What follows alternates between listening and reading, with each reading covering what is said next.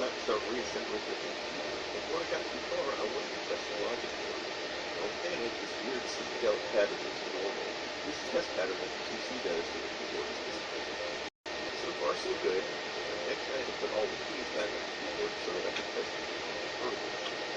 Let's try powering it up with the keyboard test. Yep, everything seems to be working.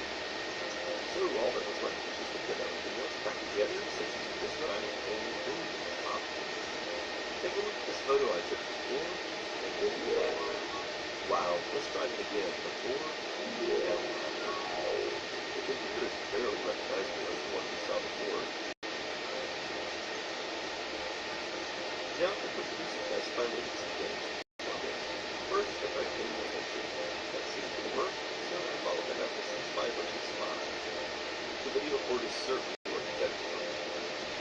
So, I am very pleased with the outcome of this computer, and this looks almost brand new. So yeah, and this is my first Apple PC. I've had several of the other Apple IIs, 2GS, and whatnot, but I'm actually really impressed with the design of this machine, especially after I took it apart and saw how it goes together. I think as far as the Apple 8-bit lines, I think this is actually my new favorite 8-bit from Apple. It's so compact, and just dropped on the side, less cables and nonsense. It's so small, so I think it's a great addition to my museum. Now, many people have asked on my previous episodes if the rock side treatment is a permanent fix in the plastic, or if it will revert back to the yellow again. I don't have a 100% definite answer on that. I can tell you anecdotally that I have performed this procedure on dozens of pieces of hardware over the years. 2 or 3 of them have returned yellow over the period of years. The rest of them have not. So I think a lot of it has to do with the plastic and what chemicals are used to make plastic work. So it's really difficult to say whether it's going to return yellow or not. Another thing to point out is if you expose it to the same conditions that turn the original plastic yellow, well, of course it's going to turn yellow again. But I would say for the most part, if you apply the treatment and then you store it in a cool, dry place away from UV light, it should not, in most cases, return yellow again, but there is no guarantee. On a different note, I've got another video that I've been working on simultaneous with this, and it's very different from what I normally do on my channel, but it does give me an opportunity to do some outside shooting, so I look forward to presenting that to you in another week or two, and I'll see you next week.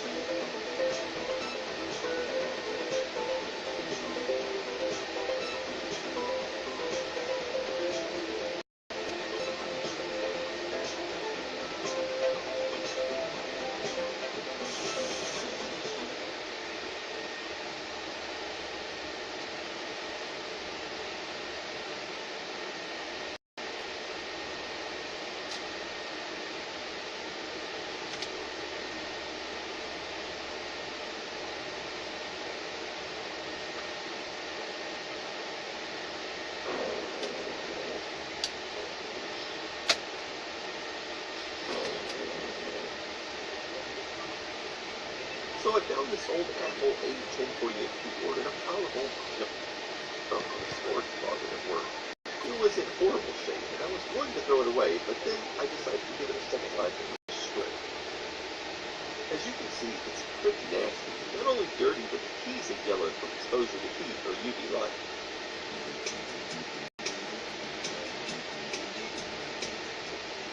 To do a full restoration, I'm going to need to remove all of the keys. On this particular model, there are no tricks for removing the keys. You can just pretty much pry them off. As I'm taking them off, you can start to see some of the crud in the keys, and hence why it's necessary to remove them. In fact, you can see all kinds of nastiness inside the keys themselves.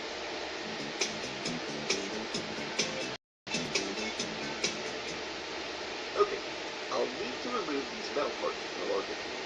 I'll clean those up later.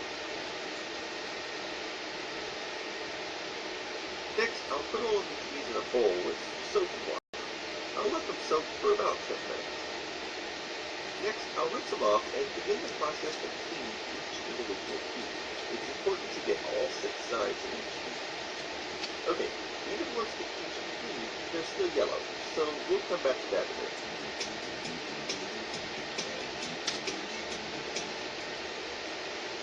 Okay, I needed the vacuum cleaner with something to pick up as much dirt and hair as possible. Then I followed that up with some compressed air to see how much more I could remove. Next, I had to find a .05 hex spring, which are a bit hard to find. Then I began the process of disassembling the keyboard. There are 3 of these hex screws in the bottom of the keyboard. So the next thing was to unplug these 2 rivet gates. There's no trick, they just pull straight out. Next, I unscrewed these 2 Phillips screws so that I can remove this little decorative bezel. It's yellowed and it usually be stored at the key. I'll get back to that later. There were a few more screws, and then I could remove the rest of the keyboard completely.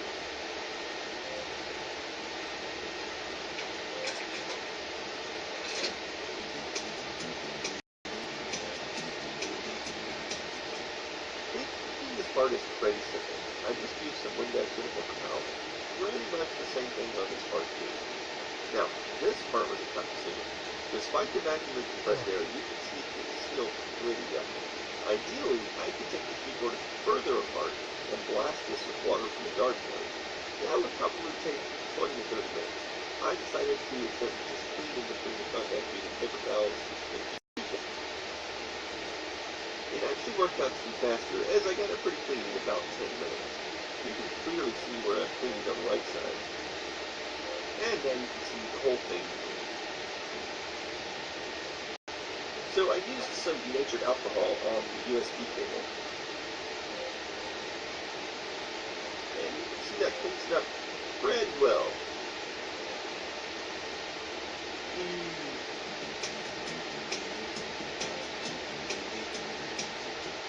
I filled the container with 3% hydrogen peroxide and submerged all of the keys. This actually took a little while to get all the air bubbles out of the keys so that they would see. Then I placed them under a black light. Normally the sun works a lot faster, but it's been overcast and rainy outside all week. Well, after 3 days, I could see the keys had made some progress, but it was going to take weeks of this to finish. Eventually, the sun came out, so I was able to accelerate the process a lot.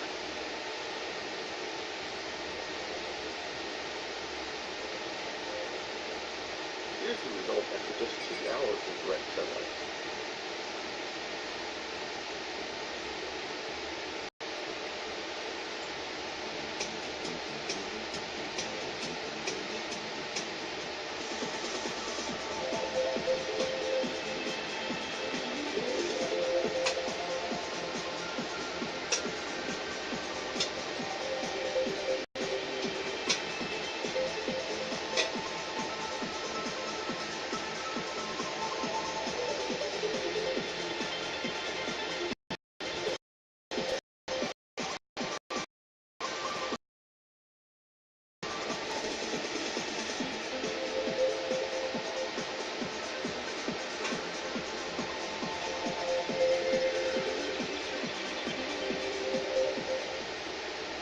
For collectibles, it's always best to wind the cord in a circle so that the cable doesn't develop permanent teeth.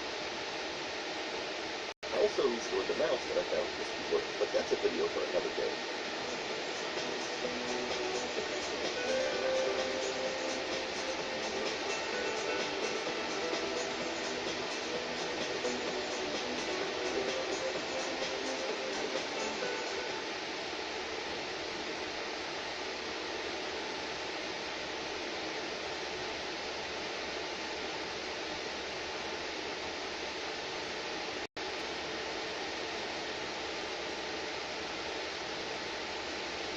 So my last episode was about restoring the keyboard. And this episode is also going to be about restoring the keyboard. However, there's a very good reason for doing this, and that will be revealed to you in the next episode. But for the moment, let's go ahead and enjoy this keyboard restoration haul. So I picked up these 2 keyboards and mouse at a local print shop for a few bucks. As you can see, the color is faded and they're pretty disgusting. I think they're in need of some of my special care. I started with the mouse. The first thing it was going to need was some alcohol. You can see how disgusting this cable was, but with some work, it did clean up. Next, I worked on cleaning the body of the mouse. It cleaned up pretty well on the outside. I took the ball out of the mouse and cleaned it with alcohol. It cleaned up nicely as well. Okay, at this point I needed to disassemble the mouse. This type only has 4 screws and it comes apart very easily. This made it much easier to clean the areas between the top and bottom sections of the mouse. And I also gave the rest of it a good rinse as soon. Next it was time to move to the retro brighter. I decided to use the cling wrap method on this one. Here's how that works. Just cut out a piece of cling wrap and pour in some Vissalon, which is basically hydrogen peroxide. Make sure that you get all of the surfaces covered in this stuff. Then just wrap it up like this. We'll come back to this later. So I moved on to the keyboard. This particular keyboard is somewhat rare. They're hard to find and not cheap when you do find them. This was the original keyboard that came with the Apple IIgs. I started cleaning the outside up with alcohol. This stuff appeared to be leftover adhesive, tape, or some kind of label. Fortunately, the alcohol removed it. I moved on to the next step, which means popping off all of the keys. And you can see the nightmare that was waiting under these keys. So the next thing I did was to get up the vacuum cleaner and suck up as much of that nasty stuff as possible. You can see a massive improvement already. Next I removed the 3 screws on the bottom to further disassemble the keyboard. As usual, I gave the keys a good soaking and then I cleaned each key one at a time. You can see the keys look much cleaner, but they're still yellow, so they needed the peroxide treatment as well. I used the same cling wrap method as I did for the mouse. I tried to work up all of the creases out of the cling wrap so the UV light would be applied evenly. Then I left it out in the sun for a few hours while periodically spreading the cream around. Then it was time to pull the cling wrap off and rinse the cream away. Here's the finished pieces. And I wasn't done yet. I still needed to do the keys. I decided to use the cling wrap on them instead of submerging them in the peroxide. The main issue with submerging them is that they form bubbles and rise to the top, and it's a nuisance having to resubmerge them every couple of minutes. So this method seemed to work pretty well. Once some of the keys were done, I started to reassemble the keyboard. Just for reference, here's one of the keys I have not yet. And my daughter helped put on the last remaining keys. So here's what it looked like before, and here's the finished product. Let's look at the mouse before, and now after. Oh, and remember this keyboard? I restored it too. Here's the finished product.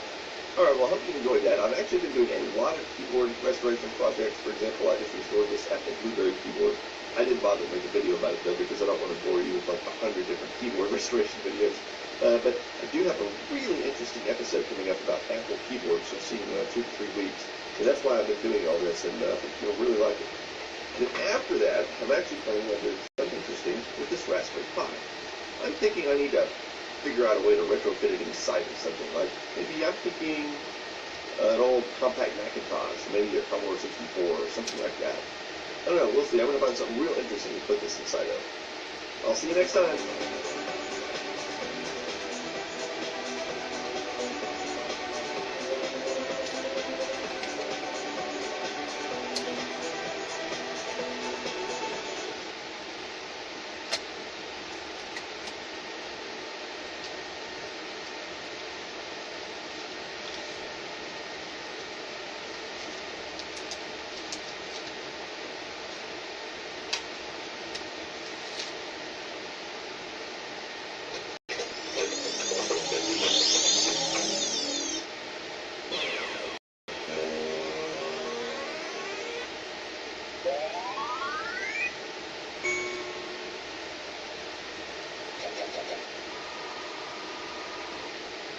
I don't have a Lisa keyboard, and they're quite very expensive.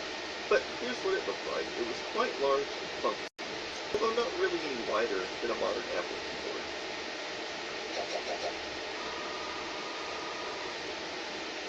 So this is the original Macintosh keyboard. It's kind of tall, and notice that it has no arrow keys, no function keys, and no number pad. Apparently, Steve Jobs believed that everyone would use the mouse for everything except typing. It uses an RJ11 type connector similar to a phone cord. The mouse actually had its own separate connector that did not connect to the keyboard at all. This is about as basic as it gets. So one thing I noticed about this is that there are no indicators on where to put the fingers. Isn't that though? keyboard that they get real. It's not real springy or anything. It does have a metallic kind of annoying. Okay.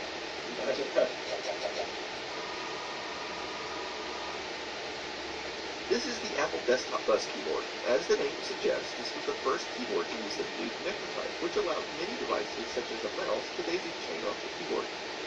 This bus can actually be used with a converter like this one to allow these older keyboards lives to make. This keyboard was originally introduced with the Apple IIgs. The keys themselves have a resemblance to the Apple IIc keyboard. This is a favorite among collectors and also uses old-fashioned mechanical switches like this. This is also the first keyboard to include the power button. The caps lock is in an odd place, most likely following the design of the Apple IIe series. This also includes the strange feeling that was also standard on the Apple IIe. And then sounds weird, but I don't think I like the way it sounds. I do like how the key travel is a little shallow, real tiny space bar. I don't like this at all. It's easily caught that way. I do like the little locator tabs on E and K. Go back to the weird arrow configuration. Go back to the baby stairs button. This keyboard I like. The ergonomics are real good. I like the feel of the keys. I like the shape. So this is Apple's second ADB keyboard. It's a bit larger than the original. It still has the large power button, and it still has the crazy arrow keys, and the caps lock is still in a weird place. It also has no adjustable feet on it, and like the last version, it has two ADB ports. One goes to the computer, and the other goes to a mouse. One of the first things I noticed is the space bar is a little shorter. Yeah, this is okay. I could live with this, but again, the arrow. I could live with that. The first thing I noticed is definitely the arrows. I would never be able to do something like that. I also see that caps lock has been moved down here. It's still locking, that's good. But it's Look, just the all caps the- lock is down here. And control is there. Oh, how strange is that? It's like a switch. I do like what I would call the window plate. That's kind of cool, kind of easy to hit. So this is what came out next, and it's a little more refined. It still has a power button. The escape key is in a bizarre place, but at least the caps lock is finally in a normal place. Also, it finally has adjustable feet on the bottom. This is Apple's first keyboard to use the membrane-style mechanism rather than individual mechanical switches. So the keys feel and sound very different. And as always, it has an ADB connector on each side. Unfortunately, it still had the strange arrow keys. Yep, same thing with this. Oh, the caps lock is in this. That's kind of cool. It kind of brings back some memories, makes me want to go out and buy one. Not too crazy about the horizontal arrows. That would make it all that difficult to navigate. The only thing with this keyboard, keys are a little mushy. You don't quite know when you press it. Very heavy, very clunky. The arrow keys are, if I had tried to do that without looking, I would definitely mess that up.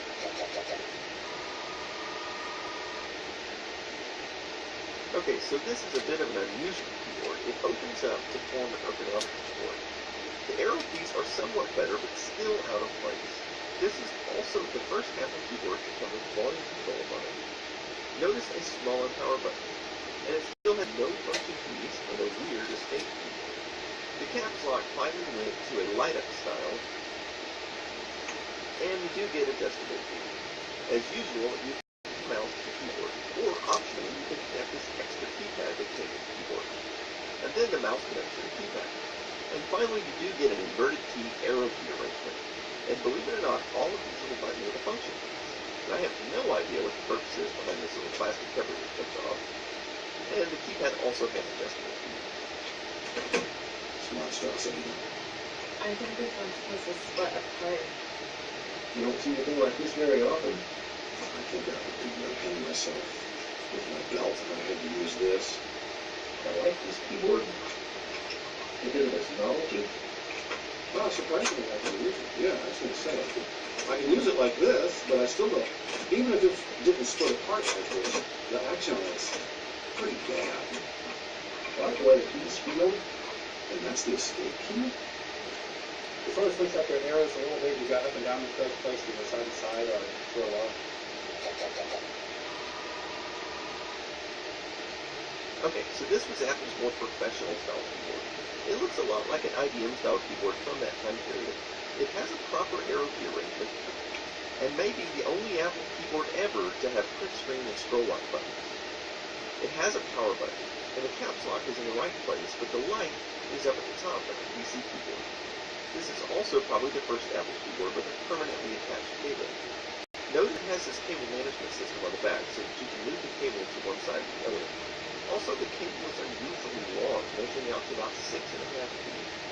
The mouse actually attaches to a weird hidden compartment on the bottom of the keyboard, and it also has adjustable feet. Okay, the West key for the arrows. Everything you want on it. If it is big though, very big. I can actually type on this one. I don't like the noise, but I can use it. But I like the arrows being like that. In the number one? Mm-hmm. Everything's That's normal. normal. Yeah. Hey guys, it's David. I hope you guys have been enjoying this so far. I had to split this video up because it was just getting too long. So I'm going to have part 2 coming up real soon. I'm going to be starting with the first Apple USB keyboard, and I think it's going to get pretty interesting from there. Also, I want to let you know I started a new Facebook page, and I would really encourage you to go there. It's www.facebook.com/iBookGuy.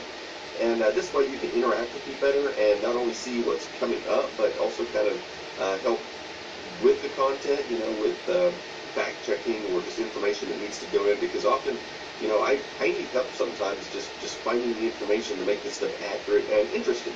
And so I really look forward to having you guys help with it.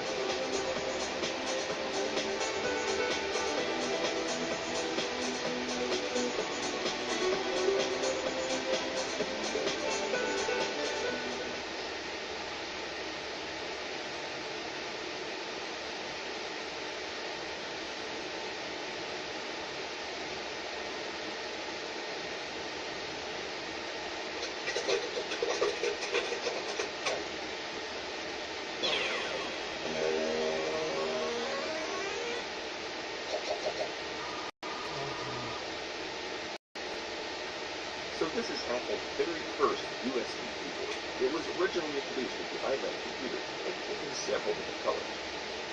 The layout of the keys is far more C-like than before. You get an escape key in the proper place, inverted key arrow keys, and a full numeric keypad. Although, the page up and page down keys are in a weird place. And you get a power button on the keyboard. This was also the last keyboard to have a power button on it. The keys look black, but actually a dark translucent, as you can see. The caps lock has a light inside that shines through. The bottom of this keyboard is more beautiful and has more thought put into it than the top of most keyboards. It even has a holographic sticker on it, which stands out much more when seen in person. It does include one big adjustable leg to change the orientation of the keyboard. It has 2 USB ports, one on each side, so that you may plug in a mouse like a traditional ADB keyboard. But you'll always have at least one port left over, which is great because you can use that port for a USB flash drive or plug it into your phone or digital camera. The new keyboard also came with a brand new mouse. Today we refer to it as the Hockey Puck mouse. It used a multicolored font size, which is interesting to watch the roll of the canal. Oh, that's pretty. You wake up some more news on it. You never know what you'll be doing in the evening. Oh, I like this one. I do notice that they relocated their locate tab. This is a decent keyboard. I don't have a problem with it. I'll use that. It's a stylish keyboard. It's laid out well. Looks really nice. The keys are a little mushy though. So, the new keyboard is very similar to the last one, but they've made it a good bit larger. The main reason was to make room for the arrow keys and a more traditional PC style of keyboard layout. And while the older one did have inverted T arrows, the new one is much easier to use. If you'll notice, the old one has a power button, but that's been removed on the newer one and has never been there since. But we did gain volume control and the eject button for the optical drive. The caps lock is just like the last one. The number lock actually has a physical light, but it doesn't do anything unless you connect it to a Windows PC. Like the old keyboard, this one also has 2 USB ports, one on each side of the keyboard. Now, say goodbye to the hockey puck mouse. But this new keyboard also came with a mouse. And this one is optical. It's like a sculpted piece of art, and the whole thing is a giant button. The underside is not quite as much of a piece of art, but it does retain the logo and one giant industrial clip. Yeah, I like the way it looks. Contrast, you can see the letters a lot easier. I do like a black keyboard. That's something a little easier to keep clean, I guess you could say, or easier for it to look clean. I like it soft. I can use that all day. Is this backlit? So, the new version retains the same model number, but the color has been changed to a bright white. They're virtually identical. They both have the same folding foot. But notice the older one has the Apple logo and the newer one doesn't. So again, Apple's been moving away from making the underside artistic. With the new color, we also got a new mouse to match. It's identical to the older mouse, except that it's white. Okay, so here's the next model. It looks very similar to the last, but there are some key differences. For one thing, the USB ports have been moved to the back. Obviously, the mouse still plugs in back there. I actually like this as it makes them easier to use, especially for things like USB flash drive.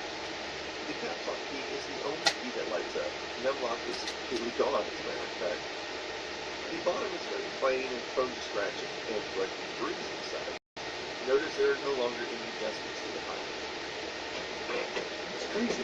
There's no border. It's just keys. It's a nice feeling keyboard.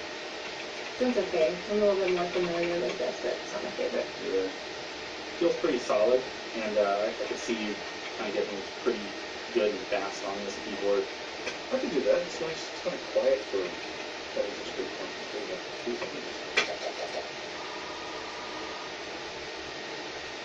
So this next keyboard was quite a departure from all previous Apple keyboards. The keys are more similar to what they have been using on the MacBook product. The keyboard is amazingly thin. There's not much to see on the bottom. It does have 2 USB ports, although they're a little harder to get to with the previous models, but you can still get a flash drive in there. The USB cable is decently long. They moved the volume keys here along with the eject button, and they decided to give us more function keys all the way up to F19 for some bizarre reason. Caps lock is the only key that lights up. So, 2 years later, they introduced a miniature version of the aluminum keyboard. Basically, everything from it has been removed, and arrow keys have been moved out here in the keyboard. The bottom is essentially the same and still has the same 2 USB ports. But this is like super uncomfortable for me. How do you type? Like this?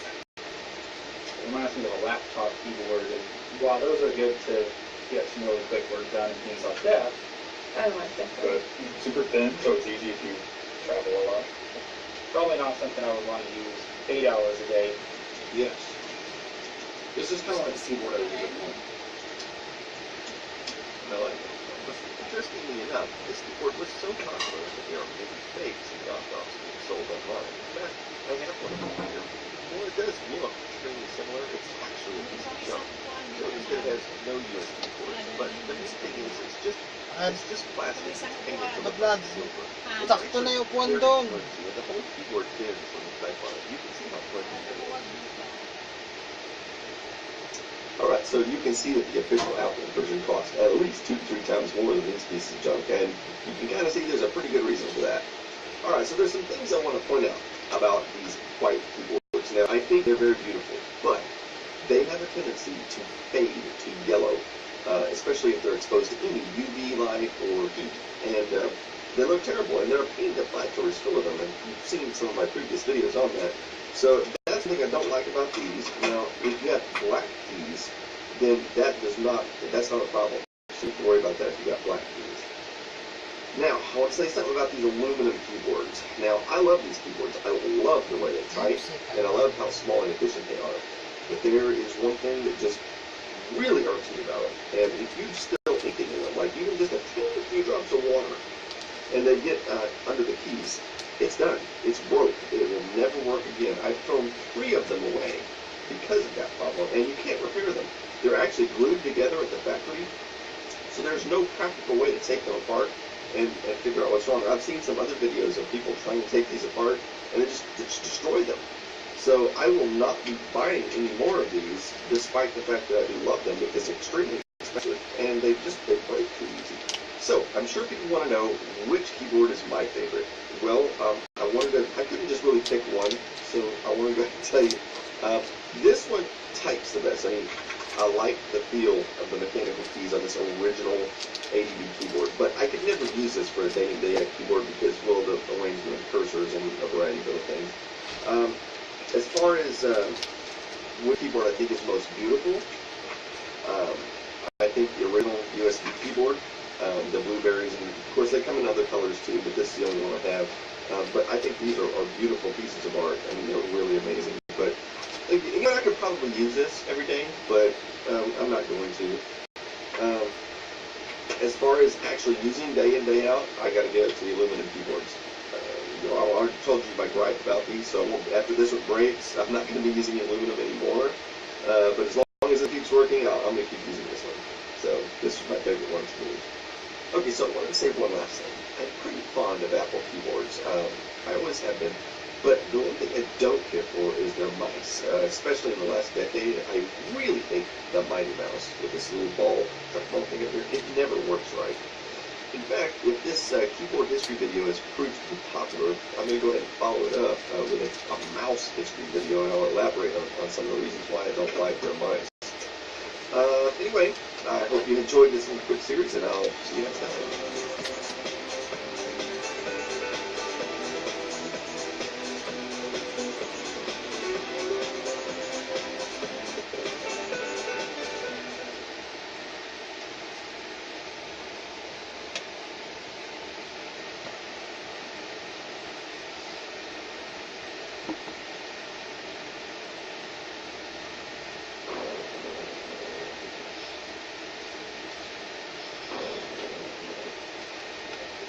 Hello and welcome to another episode of the Apple Guy. Now, because I run a channel which is primarily focused on Apple products, I'm often criticized and called an Apple fanboy, told that I'm biased or not objective regarding Apple products, and that's just not true. In fact, I'm often critical of Apple products, and including Steve Jobs as well, who I do respect, but he most certainly didn't do everything right. So I thought I would create a little mini-series showing some of the things that I think Apple has done that are mistakes. And I'm going to start with a big one all the way back in 1986, which is the Macintosh. Okay, so this is the Macintosh Plus. Now, this is almost exactly like the original 1984 Macintosh. The only difference is just a slight memory upgrade.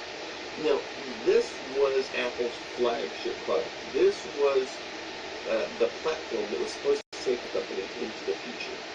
Okay, now this is the Apple IIgs. This is essentially the upgrade from Apple's aging Apple II line products, which have been around since 1977.